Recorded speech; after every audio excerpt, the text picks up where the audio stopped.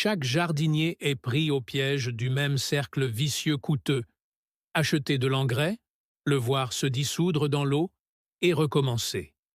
Mais que diriez-vous d'une plante considérée comme une mauvaise herbe, qui double de volume tous les 3 jours et fixe l'azote pur de l'air, plus rapidement que n'importe quel compost ou produit chimique que vous ayez essayé? Depuis plus de 1000 ans, les agriculteurs asiatiques l'utilisent pour cultiver du riz sans un seul sac d'engrais. Aujourd'hui, la plupart d'entre nous n'en avons même jamais entendu parler. Alors, comment le générateur d'azote organique le plus efficace au monde est-il devenu l'ennemi public numéro 1? Et que se passe-t-il lorsqu'on libère cette source d'énergie cachée dans un simple seau de jardin? Dans les champs inondés s'étendant du fleuve Yangtze au delta du fleuve Rouge, une collaboration discrète a façonné l'ossature de l'agriculture asiatique pendant plus de 1000 ans. Bien avant que les sacs chimiques n'envahissent les rayons des supermarchés, les riziculteurs utilisaient une plante qui poussait juste sous la surface du riz, une fougère délicate appelée zala. D'anciens textes chinois, comme le Qim Min Yao du Sixième siècle, décrivent comment les agriculteurs répandaient cette couche verte sur leurs rizières. La méthode était simple mais efficace. En poussant, l'ala puisait l'azote directement dans l'air, assurant ainsi au riz un apport constant de nutriments, saison après saison. Au XIe siècle, des villages entiers du nord du Vietnam se spécialisaient dans la culture de l'ala. Les levains se transmettaient de main en main, parfois précieusement conservés comme des trésors familiaux. Dans ces communautés, la connaissance des vertus de l'azala était profondément ancrée dans les traditions locales. Le folklore évoque des figures vénérées, tantôt des moines, tantôt des sages-femmes, à qui l'on attribue la découverte du secret de cet engrais flottant. Les temples des villages d'origine honoraient ces découvreurs légendaires, et des récits circulaient sur la loyauté farouche dont jouissait autrefois le pouvoir de la plante. Voler des azalas dans l'étang du voisin était réputé entraîner les pires châtiments. Que ces récits soient fondés sur des faits réels ou des légendes, la vénération pour les azalas perdura. En Chine, au Vietnam, et plus au sud encore en Thaïlande et aux Philippines, les agriculteurs observaient les massifs d'azalas se développer en quelques jours seulement. Leur croissance était fulgurante. Ils doublaient de volume tous les 3 jours lorsque les conditions étaient optimales. En une seule saison, un champ inondé pouvait se transformer en un tapis vivant, étouffant les mauvaises herbes et nourrissant les plants de riz d'un apport important d'azote organique. Les agronomistes du XXe siècle ont mesuré ces effets, confirmant que l'AALA pouvait fixer jusqu'à 1000 kg d'azote par hectare et par an, soit plus que n'importe quelle légumineuse ou compost. Il ne s'agissait pas simplement d'une tradition.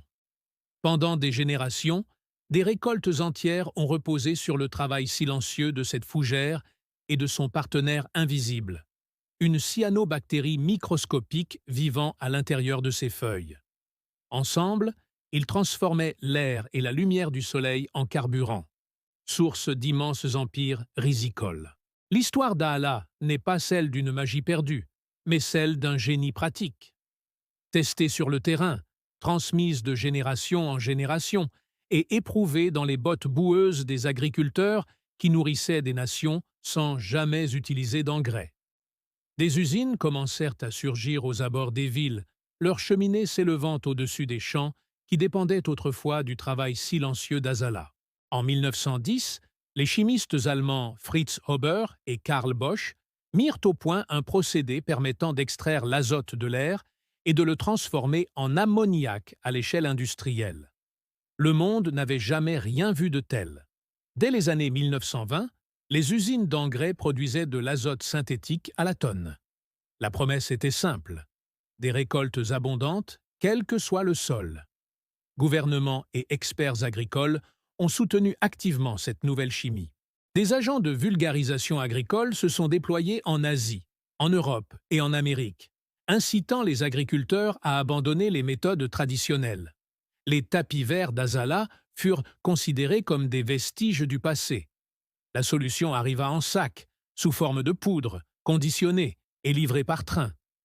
Dès les années 1950, l'azote synthétique devint la pierre angulaire de la révolution verte, permettant des rendements records de blé, de maïs et de riz. Les champs qui dépendaient autrefois d'engrais naturels absorbaient désormais du nitrate d'ammonium et de l'urée produits dans des usines fonctionnant jour et nuit. La rapidité et l'ampleur étaient stupéfiantes. En quelques décennies seulement, le procédé Hobos a transformé l'agriculture mondiale. Dans les années 1970, plus de la moitié de la production alimentaire mondiale dépendait de l'azote de synthèse. Les chiffres parlaient d'eux-mêmes. Une seule usine pouvait produire plus que des millions d'hectares de cultures traditionnelles. Les engrais sont devenus une matière première échangée par-delà les océans, cotée en dollars et en yens. Mais ce changement a eu un coût. Les agriculteurs qui, autrefois, bouclaient le cycle des nutriments grâce aux plantes et aux animaux, se sont retrouvés contraints d'acheter des intrants année après année. Les anciens systèmes d'auto-renouvellement sont tombés dans l'oubli. L'azote, autrefois libre et présent dans chaque respiration, est devenu un produit à acheter, à stocker et à épandre. Le lien entre les micro-organismes de la plante et le sol a été remplacé par une dépendance à l'égard de l'industrie. L'AALA, jadis vénéré comme un or vert, a été rebaptisé mauvaise herbe. Il ne correspondait plus à la nouvelle définition du progrès. L'histoire des engrais est devenue une histoire d'échelle, d'efficacité et de profit. Une époque où l'on laissait peu de place à une fougère qui se déployait paisiblement dans un coin des temps. Ce qui a disparu, ce n'est pas seulement une méthode, mais un modèle d'abondance qui ne nécessitait ni usine ni sac. Aujourd'hui, face à la hausse du coût des intrants et à l'intensification des questions de durabilité, les traditions renaissent, proposant une voie différente qui ne commence pas par un achat, mais par un geste simple et généreux. Un seau de 20 litres, une poignée d'AALA et un peu de patience. Voilà le strict nécessaire pour créer un système d'engrais continu. Commencez par de l'eau propre et déchlorée dans un récipient solide. Ajoutez-y une poignée de terre de jardin ou une cuillère à soupe de compost. Ce n'est pas qu'une simple tradition. C'est de la chimie. Le moteur secret de l'azala, la cyanobactérie Anabaena, a besoin de phosphore pour se mettre en marche. Sans phosphore, la croissance s'arrête et les frondes prennent une teinte rouge délavée. Avec du phosphore, le système s'emballe, formant une première touffe d'azala à la surface de l'eau. Les feuilles flottantes, chacune pas plus grande qu'un ongle, abritent un monde microscopique. Dans chaque minuscule cavité foliaire, les colonies d'Anabiana se mettent au travail, captant l'azote directement de l'air et le transformant en ammoniac assimilable par les plantes. Ce processus est rapide. Dans des conditions optimales, entre 20 et 28 degrés Celsius, avec un peu d'ombre et ce phosphore essentiel, la biomasse de l'azala double tous les 3 jours. Ce qui commence par une fine pellicule verte peut remplir un seau en une semaine. Il est donc important de bien la contenir. L'azala est considérée comme une mauvaise herbe, car elle a tendance à s'échapper et à envahir les étangs et les fossés. Un simple filet ou un couvercle bien ajusté permet de maintenir la fougère en place et d'éviter que le vent ou les animaux ne la dispersent hors du seau. Pas besoin de pompe, de filtre ni d'équipement coûteux. Une routine simple suffit. Vérifiez l'eau, ajoutez un peu de compost si les feuilles jaunissent et récoltez la moitié du tapis végétal tous les 2 ou 3 jours. Le reste se débrouille tout seul. C'est le jardinage à l'état pur. La biologie fait le gros du travail, avec un petit coup de pouce du jardinier. Tous les 3 jours, la surface du seau se couvre d'un épais tapis vert. C'est le signal qu'il est temps de récolter. La méthode est simple. Prélevez la moitié des azalas, en laissant le reste se régénérer. Cette règle des 50% n'est pas qu'une astuce pour accélérer la croissance. C'est ainsi que vous instaurez un cycle de croissance exponentielle. Chaque récolte remet le compteur à zéro et déclenche un nouveau cycle de doublement. Avec un seul seau, ce système assure un rendement constant, suffisant pour alimenter un potager en engrais vivants et frais en permanence. Le véritable avantage réside dans ce qu'il y a à l'intérieur. Ces délicates frondes. Le rapport carbone-azote de l'Azala est d'environ 10,1. À titre de comparaison, la paille ou les copeaux de bois affichent un rapport plus proche de 100.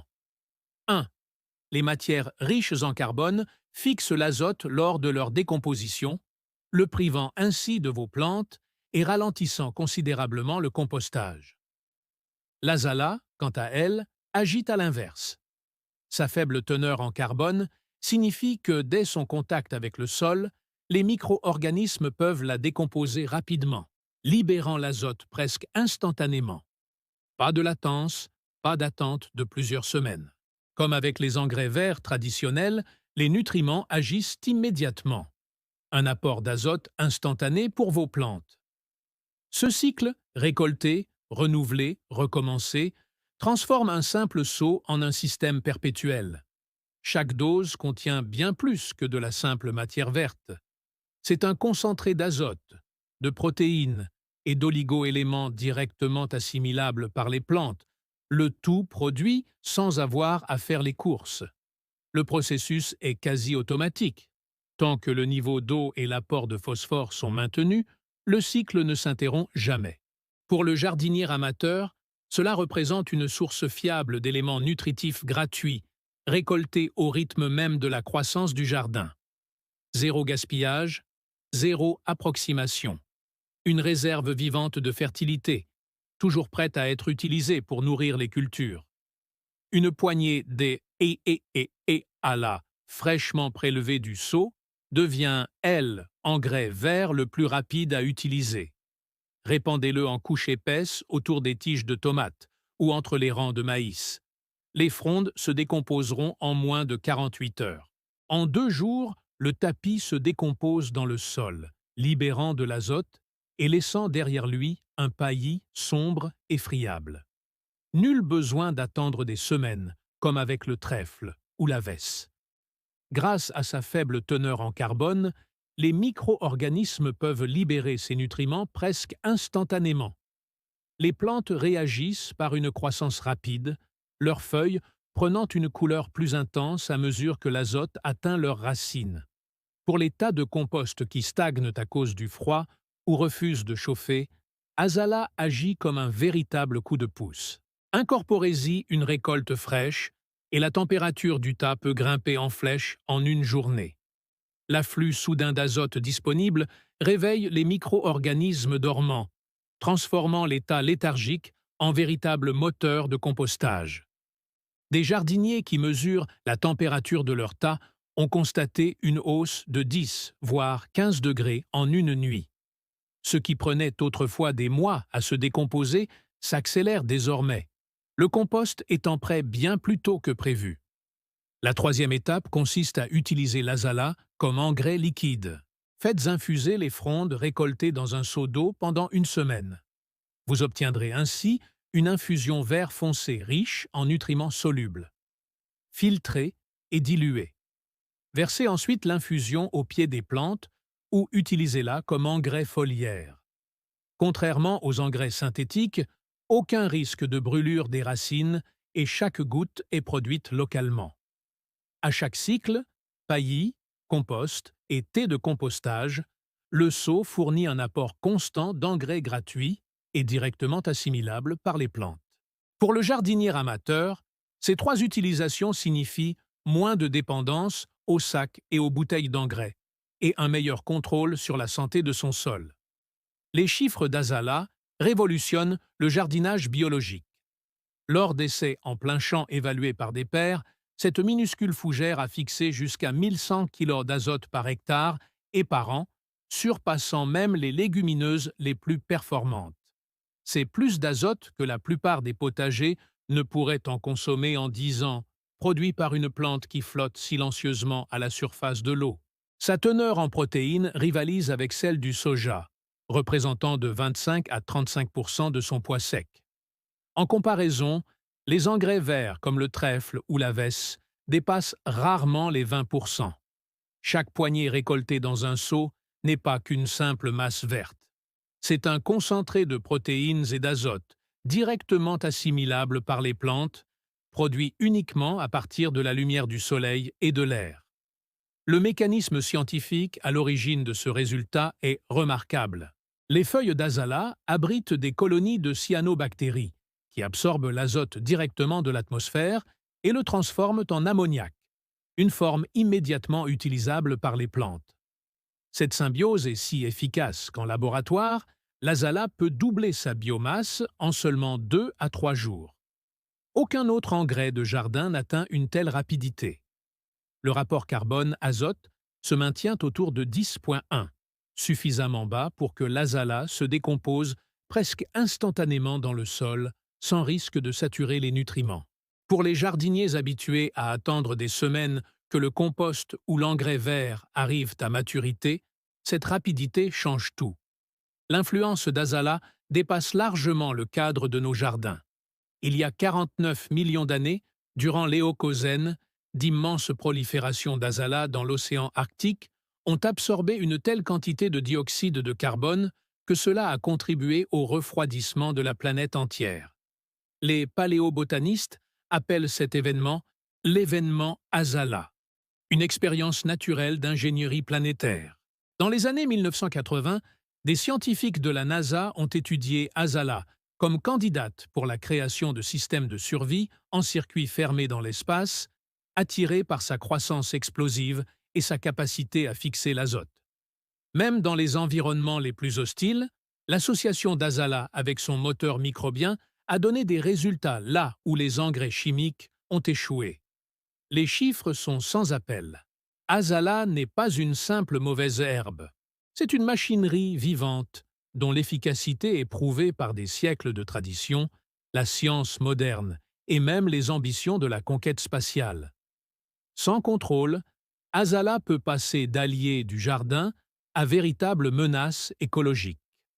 Dans les rivières et les lacs, sa prolifération explosive forme des tapis denses qui bloquent la lumière du soleil et privent l'eau d'oxygène. Les poissons et autres organismes aquatiques suffoquent à mesure que la couche verte s'épaissit et des écosystèmes entiers peuvent s'effondrer en quelques semaines.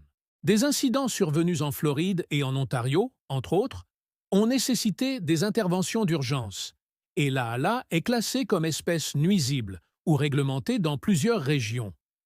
Aux États-Unis, l'AALA panata est une plante envahissante réglementée au niveau fédéral. Certains États, comme la Californie et la Floride, interdisent totalement sa vente et son transport.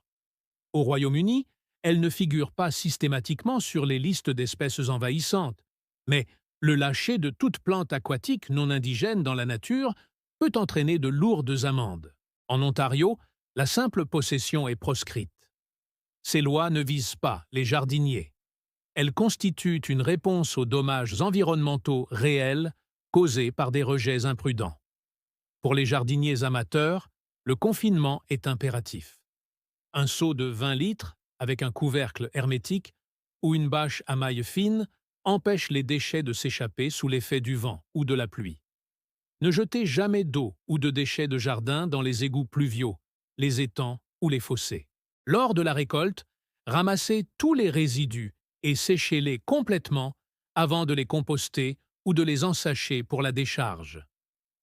Dans les régions froides, la croissance des azalas ralentit presque complètement en dessous de 9 degrés Celsius.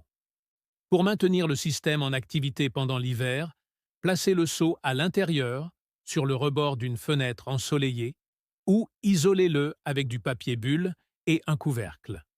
Si une culture entre en dormance ou dépérit, retirez les résidus et éliminez-les en toute sécurité. Ne jetez jamais l'eau dans les toilettes, même si elle paraît claire. Les jardiniers sont responsables non seulement de leur propre jardin, mais aussi de l'environnement. Chaque précaution compte: seaux hermétiques, élimination soigneuse et respect des réglementations locales. On préserve ainsi les bienfaits de l'AALA et la santé des cours d'eau. En maîtrisant cet engrais vivant, on en fait un atout précieux et non une menace. La promesse d'un apport d'azote gratuit et permanent s'accompagne de la responsabilité de récolter, d'utiliser et d'éliminer l'azala de manière à boucler la boucle sans jamais le laisser s'échapper du jardin. Aujourd'hui, alors que le prix des engrais s'envole et que les chaînes d'approvisionnement sont saturées, la révolution discrète de l'azala reste méconnue. Cette plante peut fixer jusqu'à 1100 kg d'azote par hectare et par an, sans brevet ni prix. Dans un monde fondé sur la rareté, l'abondance est souvent sous nos yeux. Comment appelle-t-on alors une mauvaise herbe qui menace l'équilibre du système? Partagez vos réflexions ci-dessous.